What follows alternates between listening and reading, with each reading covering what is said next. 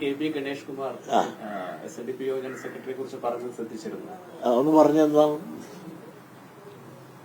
ഗണേശനെന്ന് പല പ്രാവശ്യം പറയണമെങ്കിൽ പുണ്യം കിട്ടുമെന്ന് അല്ലേ? ശരിയാണ്. ഏത് ഗണേശനാണ്? വിഘ്നേശ്വരനായ ഗണേശൻ. അവന്റെ തന്തയാണ് നടേശൻ. ആരാണ്? ആരാണ്? ശിവൻ. അവന്റെ തന്തയാണ്. തന്തക്കിട്ട് ഭാരവെക്കുന്നതാണ്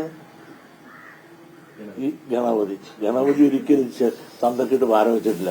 തന്തയെ ബഹുമാനിച്ച് ലോകം കീഴ്പ്പെടുത്തുവാൻ പറഞ്ഞപ്പോഴത്തേക്ക് ശിവന് വലം വച്ച് ഞാൻ ലോകം കീഴ്പ്പെടുത്തി എന്ന് പറഞ്ഞതും, സുബ്രഹ്മണ്യൻ ലോകം ചുറ്റാൻ മയിലിന്റെ പുറത്ത് നടന്നപ്പോൾ ശിവൻ ഗണേശൻ അച്ഛനും അമ്മയ്ക്കും ചുറ്റി. അപ്പൊ അച്ഛനും അമ്മയ്ക്കിട്ടും പാര വെച്ചവനാണ് ഞാൻ ഈ ഗണേശൻ. അപ്പൊ തന്തക്കിട്ട് പാര വെച്ചവൻ ഈ ഗണേശൻ പറ്റി എന്ത് പറയാനാണ്? തന്തക്കിട്ടും മകനിട്ട് അമ്മയ്ക്കിട്ടും പാര വെച്ച പെങ്ങക്കിട്ടും പാര വെച്ചില്ലേ ഈ ഗണേശൻ? ഇത് ഡ്യൂപ്ലിക്കേറ്റ് ഗണേശൻ. വേണ്ട. ഈ മന്ത്രിസഭയും MLAയും ഒക്കെ ആയതിനാണ് ആ സരിതയെ ഉപയോഗിച്ച് കിട്ടിയതിന്റെ പ്രതിഫലമല്ല ഞങ്ങൾ എല്ലാവർക്കും അറിയല്ല. മന്ത്രിസ്ഥാനം എങ്ങനെ കിട്ടി? MLA സ്ഥാനം കിട്ടി. ആ സരിതയുടെ സ്ഥിതി എന്താണ് ഇപ്പൊ?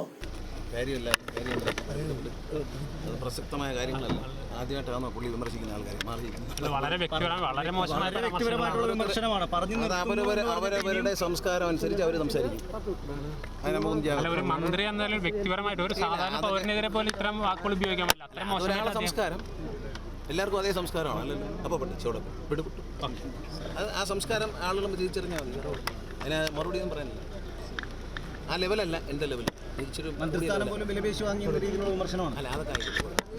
അല്ല, അങ്ങേപോലെ ഇത്രയും കാലം MLA ഇരുന്ന ഒരു സാധാരണ ആളെ പോലും ഇത്ര മോശമായിട്ട് പറയാൻ പറ്റില്ല. അത്രയും ഒരാളെ കൾച്ചർ ഞാൻ പറഞ്ഞു. ഓരോരുത്തരുടെ കൾച്ചർ ഓരോ വിധത്തിലാണ്.